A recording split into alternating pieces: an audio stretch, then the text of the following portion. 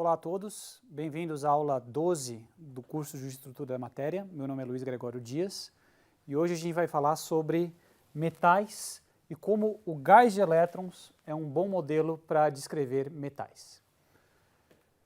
A gente começa então com elétrons livres em uma dimensão. Depois a gente vai falar um pouco como esses resultados são modificados quando a gente considera o caso mais comum de 3 dimensões. Mas a ideia aqui é a gente resolver a equação de Schrödinger para elétrons livres, ou seja, sem nenhum potencial, e apenas na coordenada x, né, em uma dimensão espacial. A solução aqui é relativamente simples. A gente passa o 2m multiplicando para o outro lado, h cortado ao quadrado dividindo para cá, e nós definimos então esse k quadrado igual a 2me dividido por h cortado ao quadrado, ou a energia, como função de k, é quadrática, h cortado ao quadrado igual a vezes k ao quadrado dividido por 2m. A solução que a gente está procurando, então, é uma função cuja derivada segunda seja igual à própria função vezes uma constante negativa. E as soluções aqui podem ser senos, cossenos ou uma exponencial cujo expoente seja imaginário puro, vezes uma constante genérica. Então, como é que a gente vê isso? A gente pode derivar essa função aqui e ver que vai cair um i sobre k na primeira derivada, vezes a própria função. Se a gente derivar a segunda vez, vai cair um segundo ik, vai ficar 1i vezes k ao quadrado, i ao quadrado é menos 1, eu obtenho então o menos k ao quadrado que eu estou procurando. Então, a gente mostrou que uma solução tipo onda plana dessa forma é uma solução para o gás de elétrons livres em uma dimensão. Note que a gente tem esse índice k aqui na minha função, que ele vai ser um parâmetro importante aqui e ele vai também entrar na minha dispersão da energia. Isso é um fato que a gente vai usar um pouco mais para frente. Bom, mas esses elétrons livres aqui, a gente tem um pequeno problema em relação à interpretação física dessa função de onda, porque o quadrado dessa função de onda vai ser simplesmente o módulo quadrado da sua amplitude. E se a gente integrar isso pelo espaço inteiro, essa integral vai ser muito grande, vai tender a infinito, né? Então a gente precisa limitar o espaço onde essa solução vale. E para fazer isso a gente precisa então de condições de contorno. As condições de contorno elas podem ser condições de parede rígida, ou seja, eu digo que esse elétron mora numa caixa de comprimento L, vamos dizer assim, e a função de onda é zero fora dali. Mas aqui a gente vai optar por usar condições de contorno periódicas. A gente diz que essa função de onda ela é válida dentro de um comprimento L, de 0 a L, e fora desse comprimento, e na verdade isso aqui continua para cá também, essa função se repete, ou seja, é como se eu tivesse réplicas dessa região preenchendo todo o espaço. E a gente vai ver que o fato da gente impor essas condições de contorno periódicas vai nos levar à quantização da energia do sistema. Por quê? Porque quando a gente impõe a condição de contorno periódica, a gente está dizendo o seguinte: se a função de onda aqui em x tem esse valor, e eu digo que essa caixa se repete, então o que nós temos é que a função de onda em psi de x mais L tem que ser igual à função de onda em psi de x, na posição x. Isso é impor as condições de contorno periódicas. Se a minha função é dessa forma, na forma de uma função, uma onda plana, e eu trocar então x por x mais L, o que vai acontecer eu vou ganhar aqui uma fase EAIKL, já que, né, EAIKx mais L é igual a EAIKx vezes EAIKL. De modo que quando eu faço essa translação de comprimento L na minha função de onda, eu obtenho uma fase aqui. EAIKL vezes a própria função.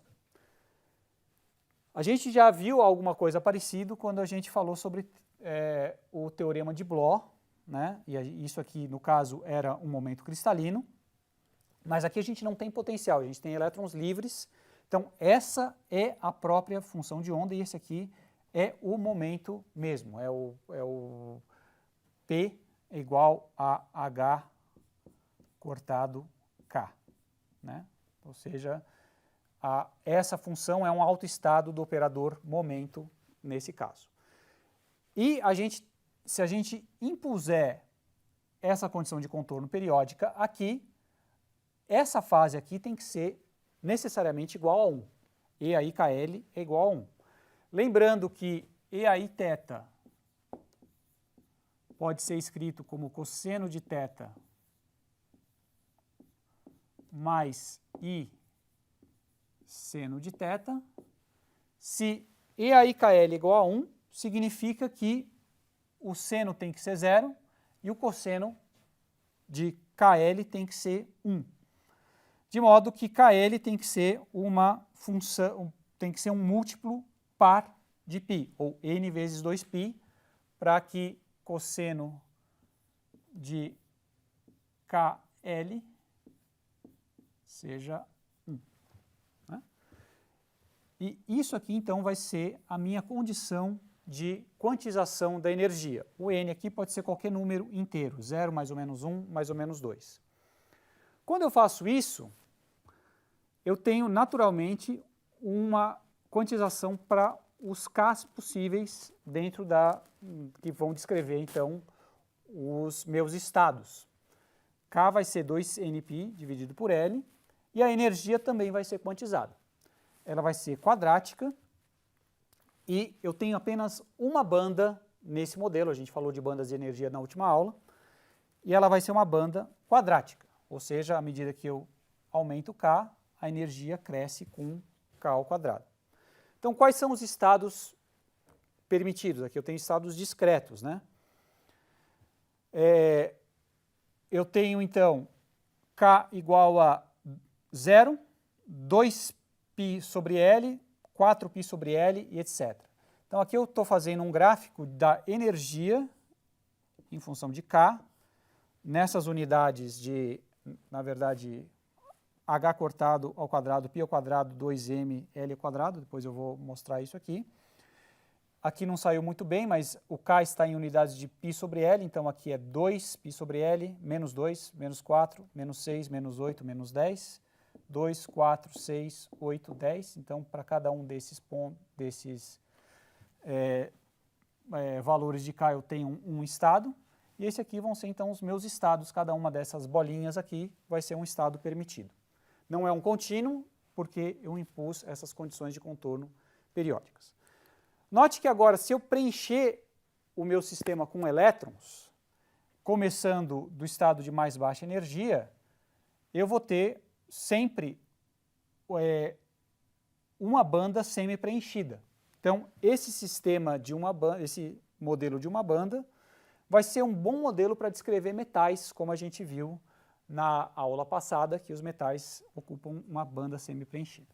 Então, vamos ver como é que isso ocorre na prática. Então, na prática, o que a gente tem é o seguinte: eu tenho esses valores de K possíveis, né, que eu fiz um zoom para mostrar os valores de K entre 0 mais 6π sobre L e menos 6π sobre L. E eu vou preenchendo agora, digamos, com os dois primeiros elétrons. Os elétrons, eles são férmions, então em cada um desses estados eu consigo colocar dois elétrons, um com spin para cima, outro com spin para baixo, por exemplo, de modo que os dois primeiros elétrons vão para o estado de energia zero.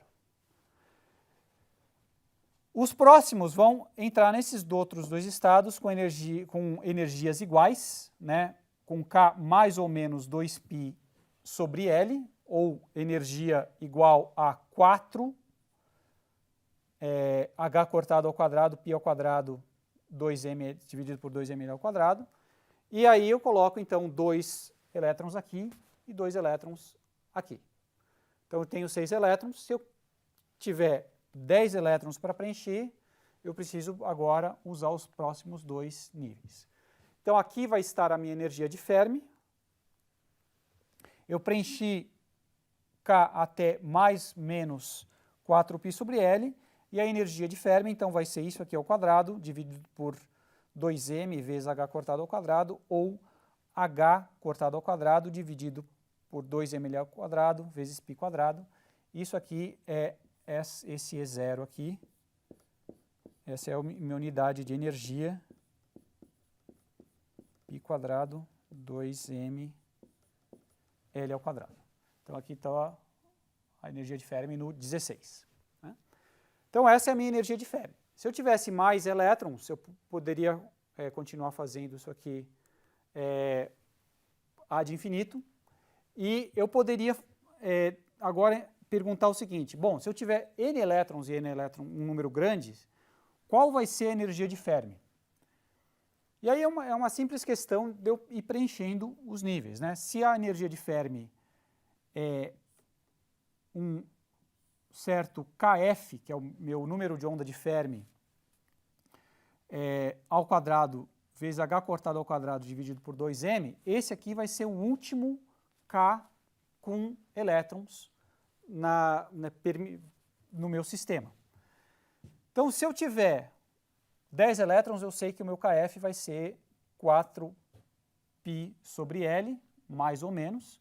Então, eu vou ter aqui 1, 2, 3, 4, 5 estados, cada um com 2 elétrons, tenho 10 elétrons ao todo. Mas vamos então fazer a conta. O número de elétrons tem que ser igual ao quê? Tem que ser igual ao número de estados entre KF e menos KF. Se a separação entre eles é 2π sobre L, e esse comprimento aqui é 2kF, então esse número vai ser 2kF dividido por 2π sobre L, mais 1, isso aqui vai me dar o número de pontos de estados aqui entre menos KF mais KF inclusive, né? Então tenho 1, 2, 3, 4, mais 1, 5 pontos, vezes 2, porque cada um desses estados podem acomodar até 2 elétrons. Então, o meu número n vai ser 2 vezes 2kF dividido por 2πL, mais 1. Se eu isolar kF nessa equação, eu obtenho isso daqui. π sobre 2, n menos 2, kL. Esse vai ser o K mais alto ocupado por n elétrons, assumindo que esse último estado está completamente preenchido.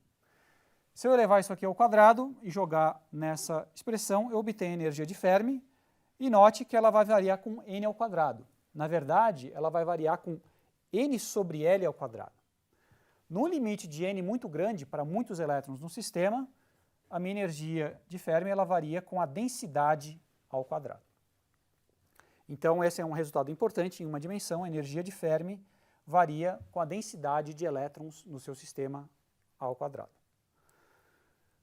O outro ponto importante aqui é saber o seguinte: bom, se eu tenho um número de elétrons para colocar no sistema, eu quero saber em que região da energia cabem mais elétrons. Né? Para uma dada energia, qual que é a densidade de estados que eu tenho, por exemplo, num intervalo entre E e E mais delta E. Isso aqui é um parâmetro bastante importante no gás de elétrons, que é quantos estados você consegue, né, ter entre E e mais E vezes delta E. E a gente pode fazer essa conta também, lembrando que se eu tenho o momento entre 0 e mais ou menos K, eu tenho aqui N estados vezes 2π sobre L, que é o espaçamento entre cada um desses estados no espaço K, vai ter que ser igual, então, a esse comprimento aqui, né, indo de menos K a mais K, que é 2K. Então, se eu tenho 2K dividido por 2π sobre L, eu tenho o número de estados, na verdade, talvez o número de estados mais 1. Acho que seria isso. 2K dividido por 2π sobre L, eu tenho o número de estados mais 1 aqui, mas se eu tiver um número grande, isso aqui não vai fazer diferença. De modo que, como K é raiz de 2m sobre h cortado vezes a raiz de E, o número de estados varia com a raiz quadrada de E, né, o número de estados total entre 0 e mais ou menos K. Então, a variação, se eu vario então, a energia, a pergunta é quantos estados eu ganho se eu variar a energia por ΔE. Então, a derivada do número de estados pela energia, note que o número de estados é uma função da energia, vai me dar justamente essa densidade. Se eu ganho tantos estados se eu aumento a energia por ΔE. E o ponto é que se eu derivar isso aqui, a derivada da raiz quadrada é, né, d de raiz de x dx é meio com menos, ou mais, 1 sobre raiz de x. Eu tenho uma raiz de x no denominador. O que isso significa? Que quanto mais alta a energia, menor é a densidade de estados. E a gente pode ver isso aqui nesse gráfico, ver como a densidade dos pontos, das bolinhas, ela diminui quanto maior a energia. Aqui, os pontos estão bem juntinhos uns dos outros, para energia baixa. À medida que eu vou aumentando, por conta dessa relação entre a energia e K, que é quadrática, eu tenho um espaçamento entre os estados maior em energia. Então, a densidade de estados, eles estão mais empacotados aqui para energias menores e menos empacotados para energias maiores. É o que está me dizendo isso daqui. A densidade de estados em uma dimensão, ela varia com 1 sobre a raiz da energia. E por que isso é importante? Porque se agora eu quiser olhar o meu gás de elétrons a uma determinada temperatura, a densidade de estados é uma função importante para mim calcular, por exemplo, o número de elétrons no sistema. Então, lembrando aqui que se eu tivesse esses gás de férmions em contato com um reservatório térmico, o que eu vou ter é uma distribuição tipo Fermi-Dirac, que vai me dar a ocupação média de um estado de energia E, se a temperatura do reservatório for T e eu tiver com um potencial químico μ, né, em princípio aqui eu não estou restringido o número de elétrons fixos. E a gente sabe que a temperatura 0, essa função ela tem um comportamento bastante conhecido, que ela é igual a 1 para qualquer energia abaixo do potencial químico e 0 para qualquer energia acima do potencial químico. Para uma temperatura finita, esse comportamento é um pouco mais suave e a gente vai ver que a aproximação de T igual a 0 é bastante boa para o caso de metais do nosso dia a dia. Então, relembrando um pouco da termodinâmica, como é que eu calculo o número de partículas?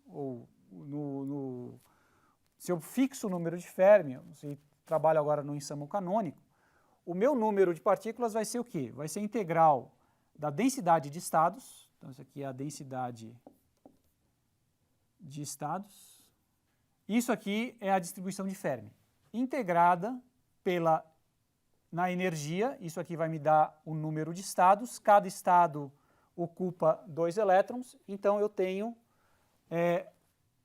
2 vezes o número de estados aqui. No caso em uma dimensão, nós temos, então, essa integral, a temperatura finita, mas se a temperatura é 0, a gente sabe que essa distribuição de Fermi-Dirac é 1 para energias abaixo do potencial químico e 0 para energias acima do potencial químico. De modo que essa integral acaba resultando em simplesmente algo que varia com a raiz quadrada do potencial químico. Se eu inverter essa equação para encontrar o potencial químico a energia zero, o que eu obtenho é exatamente a energia de Fermi que a gente obteve há pouco. Isso aqui, então, é uma característica do gás de elétrons a temperatura zero, né? A energia de Fermi variando com a densidade ao quadrado. Uma outra coisa que a gente poderia fazer é fazer essa conta a temperatura diferente de zero, e aqui envolve algumas aproximações, mas em princípio a gente pode ver como que esse potencial varia com a temperatura diferente de zero, e a gente vai ver que ele varia um pouco, ele cresce um pouco com a temperatura. Mas a questão que eu queria colocar agora e terminar a aula sem fazer a demonstração formal, mas simplesmente argumentando, é que hoje a gente fez o cálculo da energia de Fermi e da densidade de estados para o caso de elétrons livres em uma dimensão. O caso mais comum são elétrons em 3 dimensões. Então, nesse caso, a energia de Fermi em 3 dimensões ela não vai variar com a densidade ao quadrado, mas sim com a densidade elevado a 2/3. E a densidade de estados ela não vai cair com a energia, mas na verdade ela vai crescer com a energia, com a raiz quadrada da energia.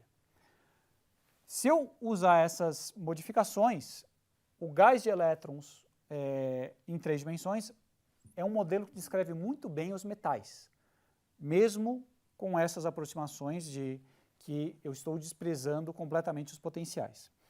E, na verdade, as energias de Fermi em metais calculadas por essa expressão, simplesmente substituindo a massa aqui pela massa efetiva do elétron no material, me dá uma boa concordância com os experimentos e me dá energias de Fermi da ordem de 7 elétron-volts, né, tipicamente. Metais dessa ordem aqui. E essa aproximação de temperatura baixa ou temperatura zero que eu fiz, ela é bem justificada por esse número, porque uma energia de Fermi dessa ordem corresponde a uma temperatura de 80.000 Kelvin, que é muito maior do que as temperaturas que a gente tem no nosso dia a dia.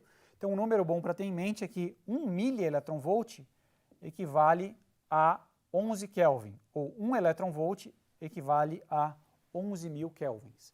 Você está falando de energias de Fermi da ordem de 7 eletronvolts, então é natural que temperaturas muito menores que isso sejam pequenas, e aqui a gente possa fazer a aproximação de temperatura zero ou temperatura muito baixa.